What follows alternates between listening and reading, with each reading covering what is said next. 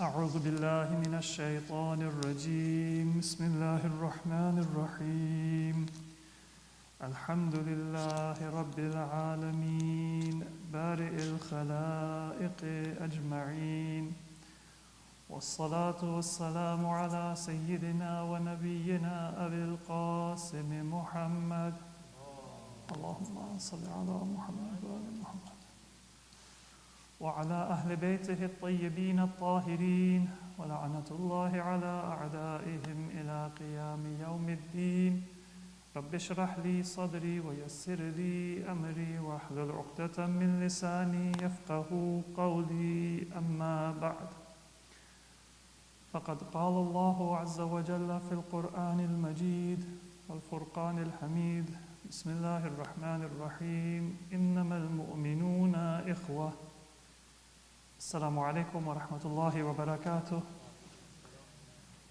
Allah says in the Quran that believers are like brothers and sisters to one another. We are to create a community that feels like and acts like a family to one another. And therefore there are hundreds and even thousands of hadith from Ahlul Bayt that speak about how our relationship with our fellow believers should be. And if we want to go through even a portion of those ahadith, then we can do so for many, many weeks. But we will try to look at a number of the ahadith to have a good idea of the way that Ahlul Bayt taught us to think of and to act towards and to speak with our fellow believers. One is, it's very highly recommended to give a loan to your fellow believers. In fact, a loan is even more reward than sadaqah. According to some narrations, if you give somebody sadaqah, there is a needy person and you give them a charity, then that is rewarded 10 times the actual value of what you have given. Allah multiplies what is good by 10 times. But if you give that same person a loan rather than sadaqah, then it is 18 times as valuable. Not quite double, but almost double. And ulama have given different explanations for why it might be 18 times and not just 10 times. But why would it be? Well, there are a number of possible reasons. One is that when you give somebody sadaqah, and sometimes there is a little bit more of an upper hand or an arrogance that a person may feel, whereas with a loan, then you have an interest in that person's ability to repay the loan. So if I give somebody charity, I could give it and then I could forget about that person. But if I give a person a loan, then I'm going to be praying for that person and remembering that person because I want them to succeed and I want them to be in a position to repay the loan. There's still the potential that I can become a pain. And the Quran says that don't disvalue and in fact invalidate, la tubtilu sadaqatikum, don't invalidate your good deeds bil manni wal adha, by reminding people, hounding people, or lording over them. That remember I did this for you, or bothering them that when are you going to repay my loan, when are you going to repay my loan. But all else being equal, in sadaqah it's a one-time thing. With a loan, then there is going to be a continued relationship. There is going to be a greater relationship. There is less chance of lording over. Because even if it is a favor that you do me when you loan me money, when I pay you back, I have kind of then settled the score somewhat. And so there is a feeling of accomplishment that comes from the receiver, the beneficiary, when they repay the loan. Then it also means that you are going to do some research. Who are you giving a loan to? And so it's more likely that a loan is going to be given carefully and given to a person who is worthy of it. Sometimes you can give sadaqah, but you can enable bad behavior. There are some parents who have spoiled their children by bailing them out of hardship or difficulty, and maybe the children decide that they're not going to study or they're not going to work because they feel that the parents will give them some assistance. Sometimes a friend can do that with another friend. So sometimes, unfortunately, people in their simplicity and in their sincerity, they give sadaqah to somebody, but it doesn't actually end up helping them. It can be a double-edged sword. And that especially happens when there is a family member or somebody we love.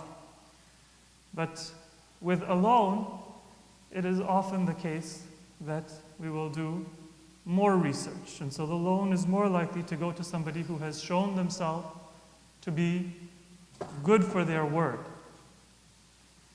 Then, when the loan is repaid, you also have the opportunity to reuse those same funds for a good cause.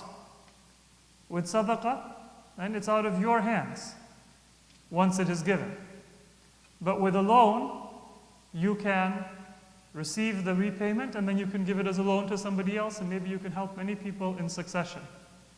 And then finally, of course, we shouldn't say that don't give sadaqah and give a loan instead. Give whatever is appropriate to that situation. So for example, if there is a masjid or if there is a worthy cause that needs donations, and you come and say, well, I'll give you a loan, somebody's going to have to make a donation to pay off that loan. Why don't you give the donation and solve that problem? If there is a person who is, say, old, or is sick, or is, say, a widow with young children and is not able to work, then if you give a loan, that person is not going to be able to repay that loan, or it will be a burden for them. That is a case where sadaqah is more beneficial for that person, less burdensome for that person. So don't give a loan, give sadaqah. Give whatever is appropriate. But all else being equal, with sadaqah, you will not have the repayment. With a loan, you will be repaid, and then you can decide to do something good with it again. And you might be able to benefit many people. And of course, if it ends up being the case that the person is not able to repay, then you can forgive the loan. And that is very highly recommended, that if you give somebody a loan and they're working, but maybe they suffered a tragic loss, or they're not able to repay, then it is recommended not to ask them to repay, but to forgive it. So there is barakah. All else being equal, giving a loan to a fellow believer is even better than giving sadaqah. But that doesn't mean that in some cases, sadaqah is not better. If it is appropriate for a person, if it is more dignified for a person, if it is more needed for them to receive assistance, then give them assistance. And if you have both options, then give a loan. So this is one of the ways that we can strengthen our relationship with our fellow community members. Of course, there are two sides to every coin. One is, am I willing to give a loan? And the other, am I a good recipient? So some people, they don't remember who they borrowed money from. Some people, they may borrow money and say that I'll pay you back in 3 months, and then circumstances change, but they don't update the person they borrowed from. And then that person has to wait and say, all right, it's been 3 months, now it's been 4 months, should I say something, should I wait? And they might not know what is the best course of action. And then what happens oftentimes is people say, I've done this once and I'm not going to repeat it. So both we have to have people willing to give and contribute, but then when I am maybe the person receiving the loan, I should be careful, what am I promising? Am I promising a repayment that I will be able to make? If something changes and I'm not able to do it, I should be the one to call that person and say, I had promised you 3 months, I'm not able to repay you right now. Can I have a 1-month extension? Can I pay a portion of it now and a portion of it later? Because if I am a good recipient, the person who gave the loan will also have a good experience, and that will encourage them to do good in the future. So remember, it's always a two-sided coin. When we talk about loans, it's not just that people should be willing to give loans if they are able, but also if I am a recipient, that I should be a good recipient of that loan to encourage people to do more good.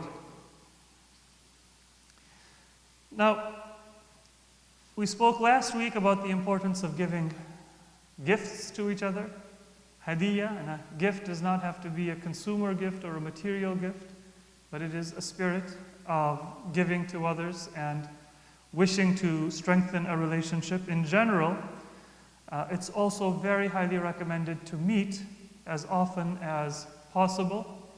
And there are adab of meeting. Let me read a hadith of Imam Ja'far Sadiq alayhi salatu wassalam. Our Imam says, اتقوا الله وكونوا إخوانا بررا متحابين في الله.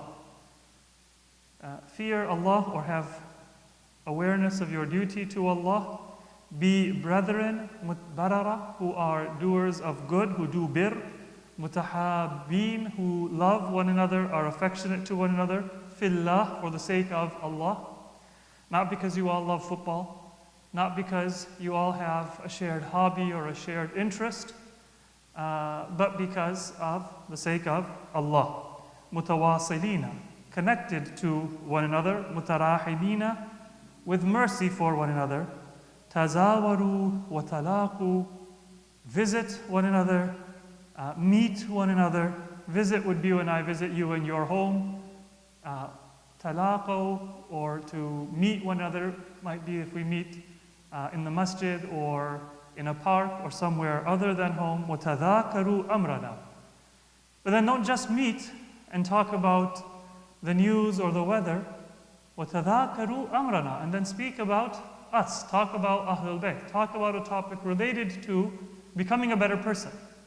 Talk about an issue, even if I'm talking about how to raise children with my relatives, with my brothers, sisters, cousins, then my understanding of how to raise children comes from Ahlul Bayt.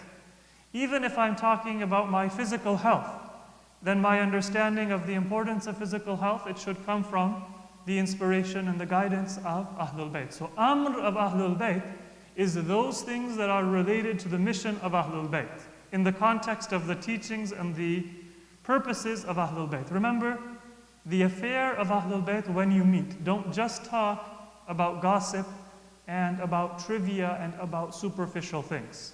You can talk about issues of concern to your life, but tie it to the mission of Ahlul Bayt. And then, of course, the goals of Ahlul Bayt for religious education, for piety, for supporting just causes, for charity, all of these are parts of the amr and the mission of Ahlul Bayt alayhimus salatu wassalam. وَأَحْيُوهُ. And the Imam says, revive our affair. Revive it by mentioning it and by meeting with each other. Now sometimes it becomes a burden because we think that when we meet with one another there has to be a very detailed kind of a program, a meal. And so one of the adab that we have been taught, which simplifies things, is if somebody comes to you and it's not your invitation, then give them what you have available. But don't go out of your way or trouble yourself. And then when you invite somebody, then go out of your way and trouble yourself. So again, it's from both sides. If we want to establish that culture, then we have to be conscious of the needs and the time of our host and the convenience of our host. And we also have to be conscious of the needs and the preferences and the time of our guest. From both sides, we can increase that culture. One of the things about our loyalty to our fellow believers is that we should also be consistent in being loyal to their friends and disassociating from those who are enemies of them. There is a hadith of Imam Ali ibn Abi Talib alayhi salatu wassalam. The Imam says, لا تتخذن عدو صديقك صديقا فتعادي صديقك. If you have a close friend, then don't become friends with somebody who is an enemy of your friend, because that is one indirect way of being an enemy of your friend. Now, this doesn't mean that we have to kind of divide up the world, and if you don't get along with somebody, then I'm going to automatically not get along with them, and then, we have almost fighting teams. But what it means is that be conscious that if I have a friend, then I should also be a support, and I should be loyal, and if somebody is rude to them, if somebody is dismissive of them, then I should stand with them and not be neutral, or not do or say or act in a way that undermines them.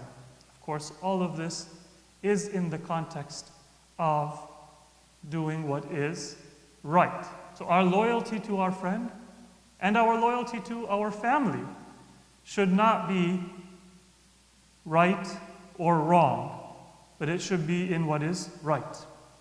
Prophet Muhammad sallallahu alaihi wasallam, he once said to his companions, "Unsur akha zaliman aw madluma." Help your brother. In this case, it could be your fellow believer and not just your biological brother, whether they are zalim or whether they are madlum, if they are doing wrong or if they are being wronged. Now, this is something that tribal Arabs, they understood. Even in America, you'll find some people who say, my country, right or wrong. President George H.W. Bush said, I will never apologize for the United States. I don't care what the facts are. If we did good, great. If we did bad, I'm still not going to apologize. So this tribal mentality, it exists today, and the Arabs of Jahiliyyah were also very familiar with it.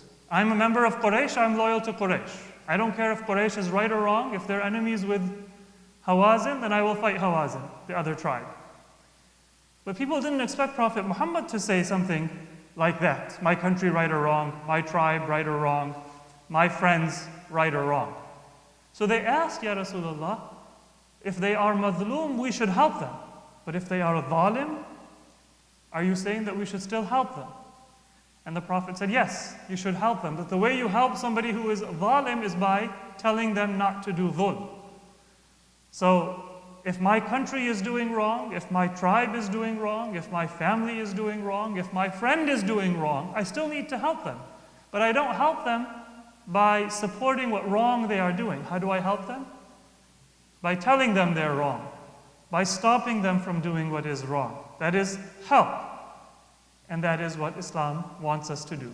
So this idea of being loyal to our family and to our friends and being against their enemy, it is within that general context that if what they are saying is right, then be loyal to them and support them, and also don't have a friendship with those who are antagonistic or enemies of your friends.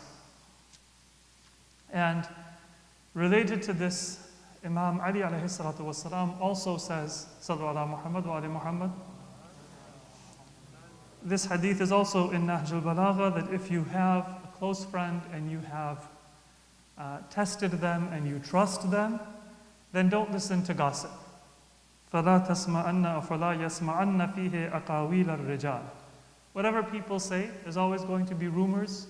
There's always going to be people who will badmouth each other. There will always be people who will write something online. But don't listen to rumors. If you have tested somebody, if you have seen good from them, then don't pay attention to rumors. That doesn't mean that the rumors are always false. Because I have seen somebody who is good, it doesn't mean they don't have any faults. But the point is that if I have seen somebody who is pious, somebody who is good, then I want to strengthen and encourage the good in them, and I want to marginalize and eliminate the evil. And so it's not necessarily that the rumor is always going to be wrong. But even if the rumor is true, I don't want to spread that rumor and just try to get the facts. I want to try to change myself and my fellow believers to be better than we are. And one of the ways that we do that is by remembering the good by emphasizing the good and by not paying attention and not spreading information about faults. The only exception is if it is in the context of trying to fix and rectify those faults. But when it comes to rumors, when it comes to gossip, there's almost never a constructive part to it. It's usually just because it's juicy and it sounds good, people pay attention to it, and they destroy each other's reputation and each other's honor. So Imam Ali says, ignore that. If you have a good friend, if you trust somebody, then don't listen to negativity and to rumors that people may spread about them. One of the ways that we do this is by changing our first thought that comes to our mind through deliberate action. So, sometimes somebody might say, well, I can't help it. I'm just a skeptical person. I can't help it. I'm naturally pessimistic. I have doubts about other people and their intentions and their goodwill. Yeah, I can't control the first thought that enters into my mind. But can I control how much I give importance to that thought? Can I control what other thoughts I allow to enter into my mind? Yes, that is something that I do have control over. And we find from Imam Ali alayhi salam, a hadith, Muhammad, he says, ضَعْ أَمْرَ أَخِيكَ عَلَى أَحْسَنِهِ. Whatever your fellow believers do, always assume the best. So for example, if somebody comes and volunteers for a good cause, maybe they're doing it to show off. Maybe they're doing it because they have a feeling of guilt that they weren't available last time. Maybe they're doing it for the sake of Allah subhanahu wa ta'ala. I don't know what their actual intention is, but Imam Ali says, ضَعْ أَمْرَ أَخِيكَ عَلَى أَحْسَنِهِ. Whatever those possibilities that enter into your mind, go and assume the best about your fellow believer. وَلَا تَطْلُبَنَّ بِكَلِمَةٍ خَرَجَتْ مِنْ أَخِيكَ سُوءًا. And if something is said by your fellow believer, don't assume su about it. Don't assume that they meant to put you down, they meant to insult you. Don't assume something bad. وَأَنْتَ تَجِدُ لَهَا فِي الْخَيْرِ مَحْمِلًا. If it is possible to say maybe they meant well by it. Especially, for example, if they're speaking a second language. Some people, English might be their second language, or they might not be as fluent as you are. So maybe they said something, but they didn't phrase it in the best way. And even if people are speaking their own language, not everybody is as articulate and as able to express things in a delicate way, a sensitive way as other people. Sometimes, some people, maybe they don't mean ill, but their words sound a little harsh. Their tone sounds a little harsh. So Imam Ali is saying, if they say something, assume the best, if it is a possibility. And this is not to say be gullible, be naive. It's to say that you want to create a better society. The way you create a better society is by imagining yourself living in a better society. And by that means, you are also eliminating the negativity and the evil that exists in the words and in the actions around you. Yes, be wise, protect yourself, don't be gullible and then everybody can take advantage of you or everybody can fool you, but don't let yourself live in a world of skepticism and negativity. That doesn't make a community or a family or a society any better if everyone is filled with negativity. This kind of suspicion is said to destroy Iman. This is in a hadith of Imam Ja'far al-Sadiq alayhi salatu was-salam. He says, إِذَا اتَّهَمَ الْمُؤْمِنُ أَخَاهُ. Whenever a person has a suspicious kind of approach to other people, what are they really looking for? What is their intention behind the scenes? And I'm always negative and I'm always skeptical. إِن مَاتَ الْإِيمَانُ مِنْ قَلْبِهِ. كَمَا يَنْمَاثُ الْمِلْحُ فِي الْمَاءِ. Their faith is going to be lost and dissolved, just like if you put salt in water, that salt will become dissolved and it will be invisible to the eye. You won't be able to see it, the water stays clear, and unless you taste it, you won't know whether the water is salty water or whether it is sweet water. So similarly, that Iman will be lost. It'll be dissolved if you have suspiciousness of others. Don't be suspicious of the words, the intentions, the actions of your fellow believers. What else is said to eat away at our faith? Hasad. Hasad is said to eat away at our faith and to burn our faith just like fire burns wood. And maybe there is a reason why both of them are said to eat away or destroy our faith. Because often a person who is suspicious of others is a person who is also jealous in their nature. And because of that hasad, that jealousy, I tend to be very suspicious or I tend to be very negative towards others. And so one of the cures is for me to look within myself. If I think everybody is insincere, maybe it's not that everybody else is insincere, but I need to make myself more sincere, and then I might see other people in a better light or in a different light. Sallu ala Muhammad wa ali Muhammad. Finally, we'll look at one hadith of our Prophet Muhammad sallallahu alayhi wa alihi. He says, يَا مَعْشَرَ مَنْ أَسْلَمَ بِلِسَانِهِ وَلَمْ يُخْلِصِ الْإِيمَانِ إِلَىٰ قَلْبِهِ. O those who are Muslim in name, but are not Muslim or mu'min in their hearts. Those of us who we may identify as Muslims, but our character is not the character of a Muslim. The Prophet ﷺ says, لَا تَذُمُّ الْمُسْلِمِينَ. Don't do madhamma, meaning don't speak ill of your fellow believers. وَلَا تَتَبَّعُوا عَوْرَاتِهِمْ. And then don't find out of curiosity what are their shortcomings and their mistakes. Cover up each other's shortcomings. If I find out that somebody told a little white lie, if I find out that somebody, for example, did not have as successful a presentation at school or work as they may have given the impression, then don't uncover that secret. Once again, if you have something that you need to tell as an amana, if somebody is in difficulty, a friend, tell your parents, tell an authority figure, tell a teacher to help them. But if it's not to help, then don't take an interest in their awrat and their mistakes. And if a person does that, if I never let go of a mistake that you make, Allah subhanahu wa ta'ala is not going to let go of my mistakes. And that's never going to be a winning transaction in the hereafter. But if I am easy to forgive your mistakes, then Allah subhanahu wa ta'ala will say on the Day of Judgment, they were my servants, and you were kind and lenient and forgiving with them.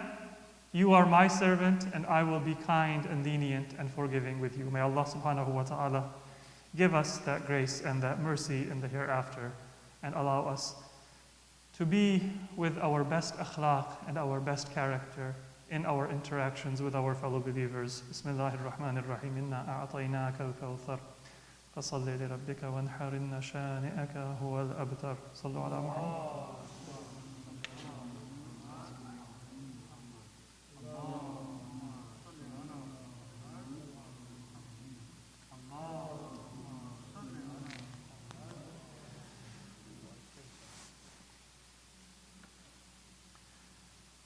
بسم الله الرحمن الرحيم الحمد لله رب العالمين والصلاة والسلام على سيدنا ونبينا أبي القاسم محمد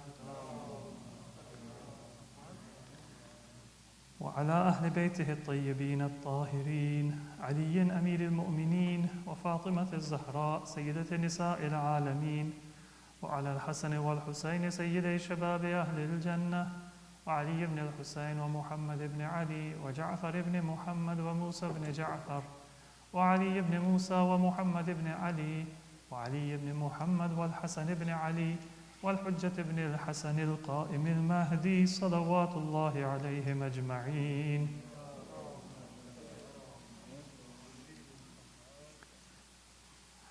After praise of Allah subhanahu wa ta'ala for His infinite mercy and blessings, I ask Allah for forgiveness for myself and all of us present, and all mu'mineen and mu'minat throughout the world.